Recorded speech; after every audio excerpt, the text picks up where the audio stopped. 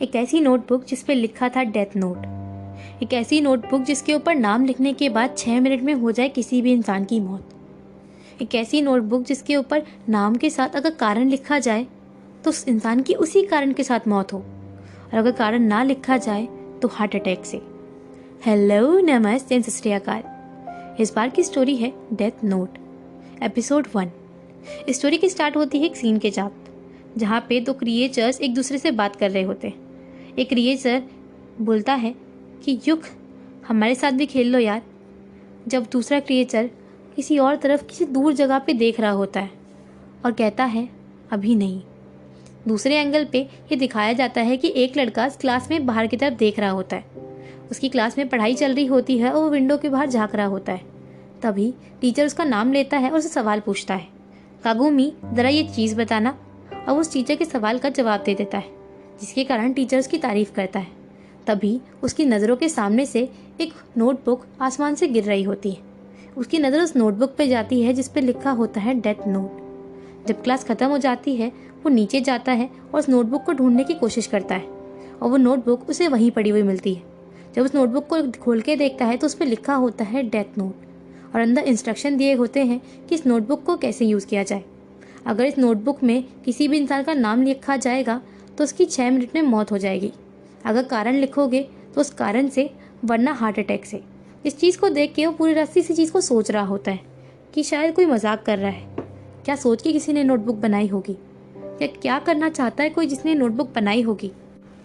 और उस बारे में सोचता सोचता वो अपने घर चला जाता है। घर जाने के बाद टीवी पे एक न्यूज़ आ रही होती है जिसमें एक क्रिमिनल ने एक बिल्डिंग को सीज कर दिया होता है। वहाँ पे उसने बहुत सारे लोगों को बंदी बना लिया होता है और पुलिस से कुछ चीज़ों की मांग कर रहा होता है। उस न्यूज़ को देख के उस क्रिमिनल के बारे में वो सोचने लगता है। जब वहाँ पे उस न्यूज़ चैनल वाले लोग उस क्रिमिनल का नाम ले रहे होते हैं तो उस नाम को उस नोटबुक में लिखने का फैसला करता है। वो सोचता है क्यों ना इस चीज़ को करके देखा जाए, और उस नोटबुक में वो इस इंसान का नाम लिख देता है। कुछ देर इंतज़ार करने के बाद वो घड़ी की तरफ देखता है और कहता है कि कुछ नहीं हुआ, मगर करेक्ट 6 मिनट बाद सब लोग वहाँ से भागने लगते हैं।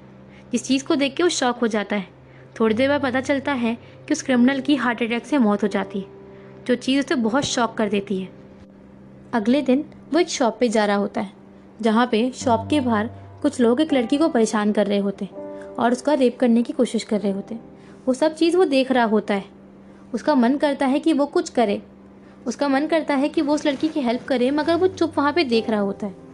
तो वो अपने बैग से उस डेथ नोट को निकालता है और उसमें उन लड़कों का नाम लिखता है। जब वो एक दूसरे का पूरा पूरा नाम बोल रहे होते हैं, उसमें से एक का नाम वो सुन लेता है और उस नोटबुक में लिख रहा होता है। वो रोड क्रॉस करके वहाँ से भाग ही रही होती है। पीछे से एक लड़का उसका पीछा करने की कोशिश करता है।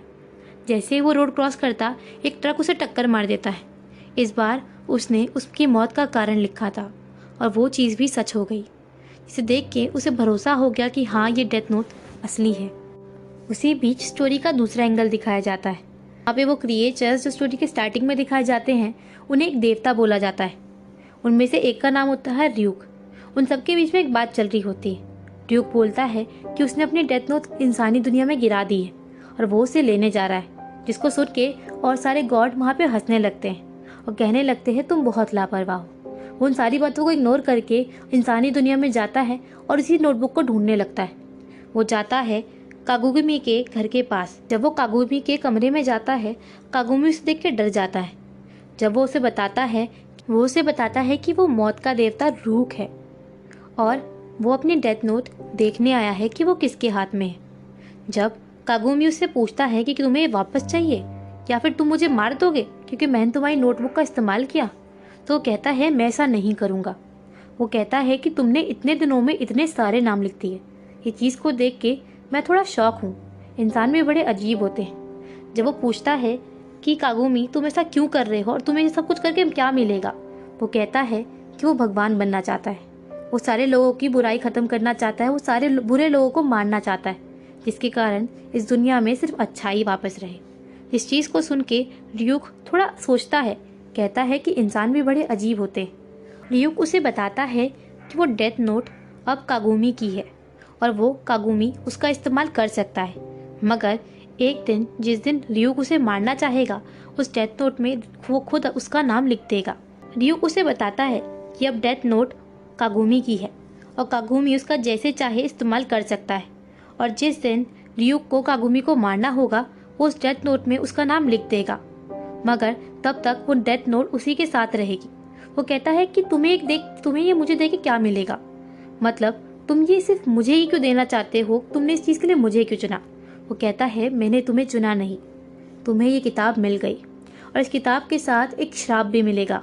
वो डर और वो एहसास जब कोई इंसान मरता है, वो अजीब सा एहसास जब तुम किसी और की मौत को लिखते हो, वो तुम्हें एक श्राप के तौर पे इस डेथ नोट के साथ मिलेगा। इतने में ही कागुमी की मम्मी उस रूम में नॉक करने लगती। कागुमी ये सोच के डर जाता है कि कहीं वो ड्यूक को देख ना ले, मगर जब वो रूम खोलता है तो उसकी मम्मी उसे देख नहीं पाती। बाद में ड्यूक उसे बताता है कि रूप को सिर्फ कागुमी देख सकता है, या फिर वो इंसान जो कि उस डेथ नोट को छुएगा। इसलिए उसे ये बात को सोचकर डरने की ज़रूरत नहीं कि कोई ड्यूक को देख लेगा। इसी के साथ हमारा एपिसोड 1 कंप्लीट हो जाता है और अगले पार्ट का इंतज़ार करिएगा।